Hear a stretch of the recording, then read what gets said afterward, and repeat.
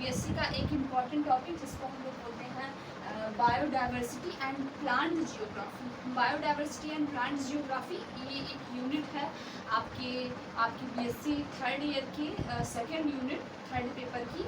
और आपका जो नया पैटर्न आया है, नया सिलेबस आया है, वो बीएससी सेकेंड ईयर का जो सेमेस्टर वाइज पेपर होता है उसमें आपके प्लांट इकोलॉजी और बायोडाइवर्सिटी एंड प्लांट जियोग्राफी नामक एक यूनिट है, उसमें ये चैप्टर दिया गया है। क्योंकि अब आपका पेपर जो अवध यूनिवर्सिटी में या अदर यूनिवर्सिटीज़ में वो सारा सेमेस्टर वाइज हो गया है, लेकिन इस साल का जो पेपर है, तो इस साल में जो थर्ड ईयर में बच्चे हैं वो इस टॉपिक को पढ़ेंगे थर्ड ईयर में, और जो सेमेस्टर वाइज है वो सेकेंड ईयर के बच्चे इस टॉपिक को पढ़ेंगे जो थर्ड सेमेस्टर में होंगे।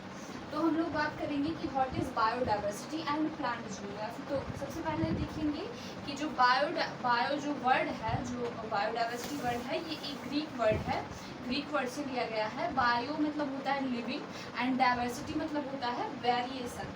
जो बायोडाइवर्सिटी एक वर्ड है, सबसे पहले हम जानेंगे कि बायो मतलब होता है लिविंग एंड डाइवर्सिटी मतलब होता है वेरिएशन। मतलब लिविंग ऑर्गेनिज्म में जो वेरिएशन होती है, जो वेरिएशन की स्टडी होती है, उसको हम लोग बायोडाइवर्सिटी कहते हैं। तो ये आप लोग देखेंगे कि the word biodiversity derive from Greek word BIOS यानी लिविंग, डाइवर्सिटी यानी वेरिएशन। तो ये और टर्म जो बायोडाइवर्सिटी है, the term biodiversity was given by, किसने दिया? तो A.G. नोर्स and M.C.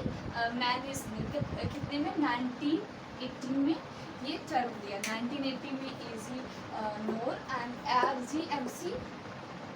मैंस ने 1918 में ये टर्म दिया। फिर term biodiversity was used by इन रोजन ने, यहाँ वाल्टर जी रोजन ने 1955 में टर्म बायोडाइवर्सिटी दिया। तो बायोडाइवर्सिटी के बारे में हम लोगों ने पढ़ा। फिर प्लांट फाइटोजियोग्राफी, फाइटो जहाँ पे वर्ड फाइटो होगा वहाँ पे हम लोग फाइटो को प्लांट से रिलेट करेंगे। तो फाइटो यानी प्लांट, और प्लांट की जियोग्राफी तो हम लोग ये देखेंगे कि कैसे प्लांट कहाँ पे सर्वाइव होते हैं। जैसे प्लांट क्या है? Plant geography. तो प्लांट यानी फाइटो जियोग्राफी, फाइटो मतलब हमेशा जहाँ पे फाइटोन वर्ड होगा that is a Greek word, इसका मतलब होता है प्लांट। और जियोग्राफी का मतलब होता है ऐसी वेरिएशंस होते हैं जियोग्राफी में, जैसे कौन सा प्लांट एक्वेटिक है, कौन सा प्लांट जलीय है, कौन सा प्लांट ऐसा है जो मरुस्थल में होता है, रेगिस्तान वगैरह में कौन से प्लांट होते हैं, इनके बारे में हम लोग पढ़ेंगे। और फिर ऐसे कौन से प्लांट हैं जो आपकी मीजोफिटिक कंडीशंस में होते हैं। जैसे मीजोफिटिक यानी ऐसे कंडीशन जहाँ पे ना ज़्यादा पानी है और ना ज़्यादा गर्मी है, यानी ना ज़्यादा सूखा है ना ज़्यादा गर्मी है, जैसे मीजोफिटिक कंडीशन। जैसे मीजोफिटिक कंडीशन में कौन कौन से प्लांट आते हैं? जैसे आपका आम हो गया, नींबू हो गया, आपके ऐसे प्लांट जो जनरली हमारे इन्वायरमेंट में पाए जाते हैं, दैट वाज मीजोफिटिक प्लांट। तो ऐसे मतलब हम लोग इस प्लांट, फिर ऐसे कुछ प्लांट जो कि आपके पहाड़ों पे ग्रो करते हैं, रेगिस्तानों में ग्रो करते हैं, उनमें कुछ ऐसी वेरिएशंस हो जाती हैं, उनकी लीफ जो होती हैं वो स्पाइन लाइक हो जाती हैं, वो प्लांट बहुत छोटे हो जाते हैं, झाड़ी का रूप ले लेते हैं। जैसे आपका पाइनस साइकर, आपका पाइनस है तो उसकी लीफ जो है वो सरफेस एरिया कम करने के लिए, ट्रांसपिरेशन रेट कम करने के लिए वो क्या कर देती है, अपना जो सरफेस एरिया होता है वो रिड्यूस कर देती है, अपनी लीफ को मिडिल लाइफ फॉर्म में, यानी जो फाइकस है वो अपनी पाइनस जो है वो अपनी लीफ को मिडिल लाइफ फॉर्म में कर देता है। तो ये सब है जीरोफिटिक कंडीशन, यानी जहाँ पे पानी की कमी होती है वो प्लांट अपने आप को सर्वाइव करने के लिए अपनी लीफ में मॉडिफिकेशन करते हैं, अपने स्टेम में मॉडिफिकेशन करते हैं, अपनी रूट में मॉडिफिकेशन करते हैं। तो उस फिनोमेना को हम लोग पढ़ेंगे किसके अंतर्गत? तो प्लांट जियोग्राफी के अंतर्गत, कि हमारे जो इंडिया है, इंडिया में कैसे कौन से जो वन हैं वो कैसे सर्वाइव करते हैं, जीरोफिटिक कौन से वन है, मीजोफिटिक कौन से वन हैं, तो इनके बारे में हम लोग पढ़ेंगे। तो सबसे पहले जो है सबसे पहले हम लोग बायोडाइवर्सिटी देखेंगे। तो बायोडाइवर्सिटी हम लोग देखा, बायोस मतलब लिविंग एंड डाइवर्सिटी मतलब विविधता यानी वेरिएशन। तो ये एक ग्रीक वर्ड है जिसको किसने दिया था? तो जिसको A.G. नोर ने और M.C. मैंस ने इन 1980 में दिया था। फिर टर्म बायोडाइवर्सिटी किसने दिया? वाटर दी रॉबिन ने किसमें दिया? तो 1885 में। फिर टाइप ऑफ बायोडाइवर्सिटी, सबसे पहले हम लोग जानेंगे टाइप ऑफ बायोडाइवर्सिटी। जो बायोडाइवर्सिटी है वो कितने टाइप की है? तो सबसे पहले जो बायोडाइवर्सिटी है दैट इज जेनेटिक बायोडाइवर्सिटी, फिर स्पेसिफिक बायोडाइवर्सिटी एंड कम्युनिटी, यानी जो कम्युनिटी में बायोडाइवर्सिटी होती है उसके बारे में हम लोग पढ़ेंगे। तो सबसे पहले जानेंगे कि what is genetic biodiversity. Genetic biodiversity उस बायोडाइवर्सिटी को कहते हैं जो हमारे जीन में परिवर्तन कर देती है, हमारे जीन में जिससे चेंजेस आते हैं उसको हम लोग क्या बोलते हैं? तो उसको हम लोग जेनेटिक बायोडाइवर्सिटी बोलते हैं। इसके बारे में टाइप ऑफ बायोडाइवर्सिटी, जो पहली टाइप ऑफ बायोडाइवर्सिटी है दैट इज जेनेटिक बायोडाइवर्सिटी। जो दूसरी टाइप ऑफ बायोडाइवर्सिटी है that is specific biodiversity and तीसरी जो है वो आपकी कम्युनिटी बायोडाइवर्सिटी है। कम्युनिटी बायोडाइवर्सिटी, अब जो आपकी जेनेटिक बायोडाइवर्सिटी है इसके अंतर्गत हम वैसी डाइवर्सिटी को पढ़ेंगे, उस बायोडाइवर्सिटी को पढ़ेंगे जिसमें क्या होता है, जिसमें जो पर्टिकुलर जीन होता है उसमें एक्सचेंज होता है। जीन के पर्टिकुलर का जो सीक्वेंसेस होते हैं उनमें डिफरेंसेस होता है, हम उसके बारे में पढ़ेंगे। तो जो आपकी जेनेटिक बायोडाइवर्सिटी है उसके बारे में, तो उसमें क्या क्या पढ़ा जाता है? तो उसमें जो जेनेटिकली जो सीक्वेंस होता है आपके क्रोमोसोम का, उसमें जो चेंजेस होते हैं, उनमें जो चेंजेस होते हैं उनके बारे में पढ़ा जाता है। तो हम लोग जेनेटिक बायोडाइवर्सिटी के अंतर्गत यानी जेनेटिक डाइवर्सिटी के अंतर्गत पढ़ेंगे। तो इसमें जो क्रोमोसोमल एवोल्यूशन होता है, क्रोमोसोमल एवोल्यूशन से हम लोगों ने सेल बायोलॉजी वाले चैप्टर में पढ़ा था कि जो क्रोमोसोमल एवोल्यूशन होता है उससे क्या होते हैं, जो आपके नाइट्रोजन बेस होते हैं उनके सीक्वेंस में डिफरेंस हो जाता है, जिससे जीन में पर्टिकुलर जीन में चेंजेस आते हैं। तो जो जेनेटिक डाइवर्सिटी है ये किस पर डिपेंड करती है? ये आपके जीन के सीक्वेंसिंग में डिफरेंस से ये डाइवर्सिटी उत्पन्न होती है, जेनेटिक डाइवर्सिटी। फिर specific diversity, it is basic diversity of plant and animal, virus, mycoplasma and fungi. तो ये जो आपकी स्पेसिफिक बायोडाइवर्सिटी है ये किस में पाई जाती है? तो ये जैसे आपके माइक्रोप्लाज्मा, फंगी हो गए, इन सब में आपकी कौन सी स्पेसिफिक बायोडाइवर्सिटी पाई जाएगी? जैसे आपका फंगस है तो वो दूसरी बीमारी काज करेगा, जो बैक्टीरिया है वो दूसरी, और वायरस है वो दूसरी। तो ये स्पेसिफिक, इनकी स्पीसीज जो है वो अलग अलग है, तो इसलिए इनको स्पेसिफिक बायोडाइवर्सिटी बोलेंगे। फिर कम्युनिटी बायोडाइवर्सिटी, ये जो है ये आपकी ये भी कई सारे टाइप की होती हैं, अल्फा, बीटा और गामा बायोडाइवर्सिटी। जो आपकी कम्युनिटी बायोडाइवर्सिटी है it is also divided in 3 categories, alpha, beta, gamma. तो सबसे पहले अल्फा डाइवर्सिटी, बीटा डाइवर्सिटी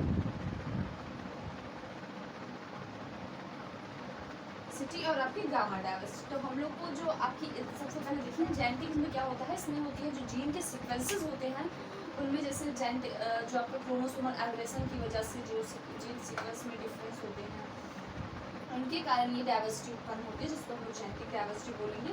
फिर स्पेसिफिक डाइवर्सिटी में क्या होगा, जो स्पीसीज होंगी वो अलग अलग जैसे सिम्टम्स काज करेंगे, जैसे वायरस होंगे वो दूसरा सिम्टम, फंगी होंगे वो दूसरा सिस्टम, और जो प्रोटोजोन्स या अदर जो एनिमल होंगे जो बीमारी काज करते हैं तो वो अलग अलग सिम्टम्स अलग अलग स्पीसीज के एनिमल्स काज करेंगे। तो ये आपकी होगी स्पेसिफिक डाइवर्सिटी।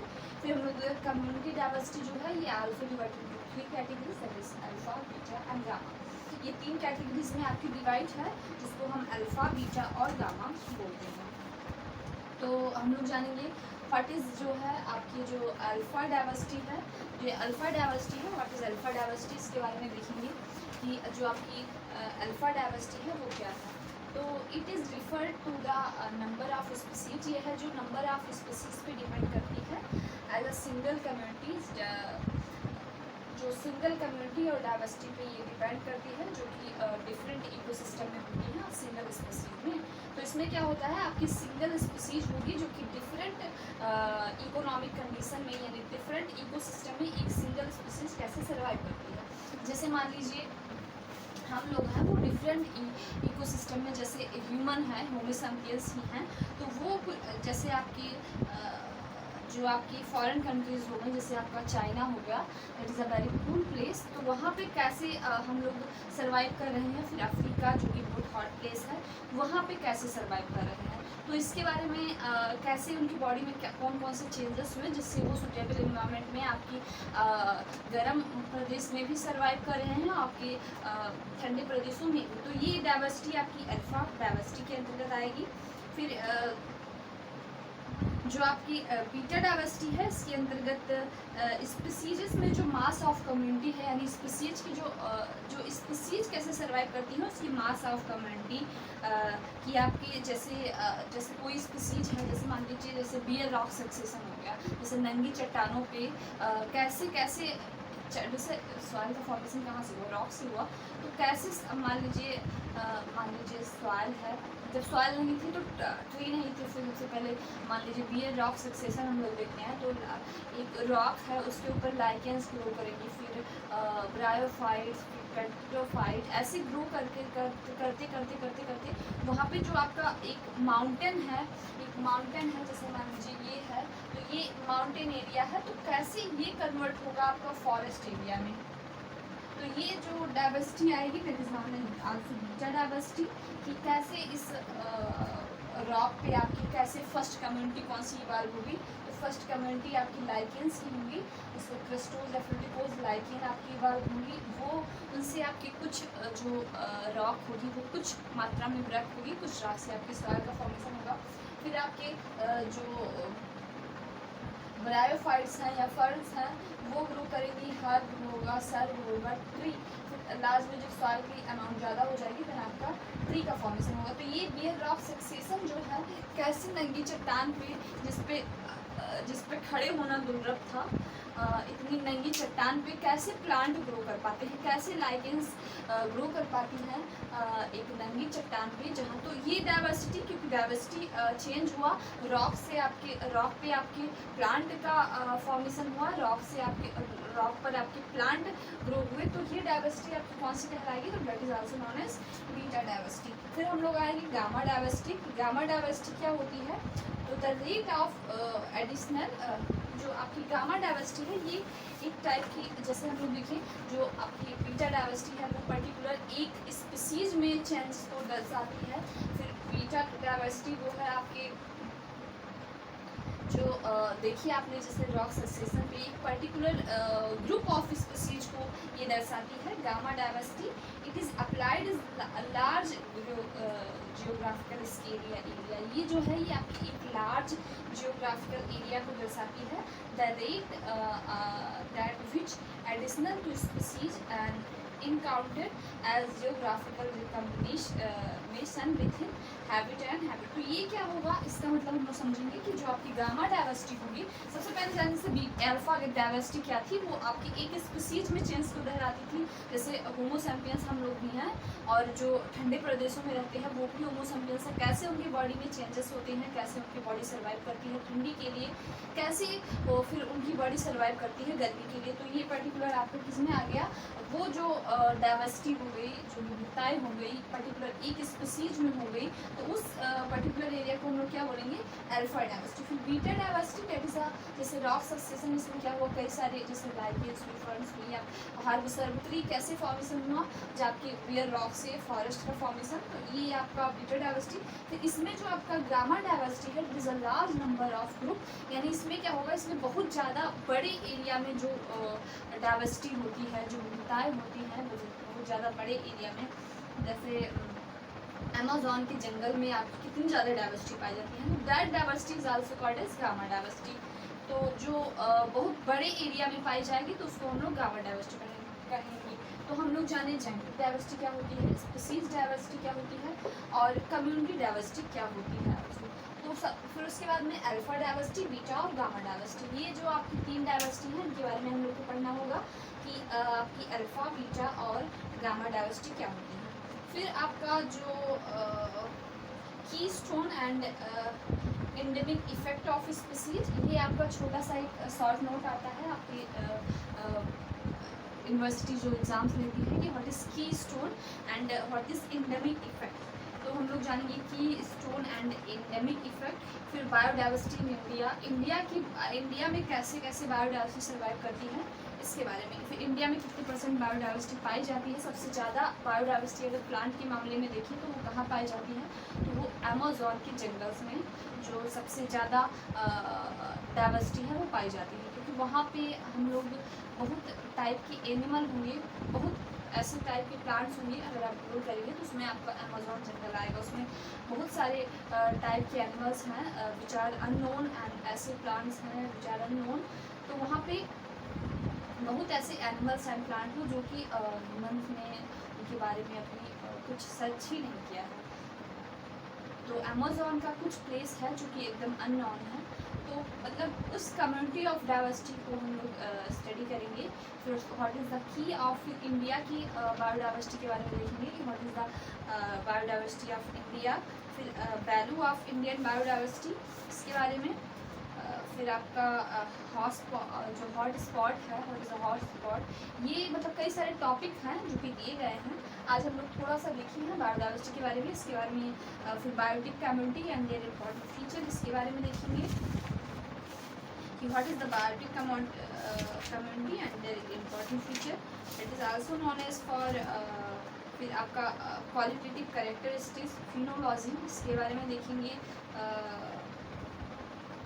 ऐसे कई सारे टॉपिक्स हैं जो कि आपके BSc 12 और MSc जैसे कोर्सेज में भी सेम होते हैं, क्योंकि बायोलॉजी जो है वो लैब विद स्टडी होती है। आप छोटी चीज़ को जानेंगे तो बड़ी चीज़ को जानेंगे, छोटी चीज़ से ही बड़ी चीज़ कनेक्टेड होती है। तो हम लोग आज देखिए बायोडाइवर्सिटी ये क्या होता है बहुत ज़्यादा। फिर प्लांट फिजियोलॉजी को भी हम लोग प्लांट फाइटोजियोग्राफी को हम लोग देखेंगे कि what is plant phytogeography and phytogeography.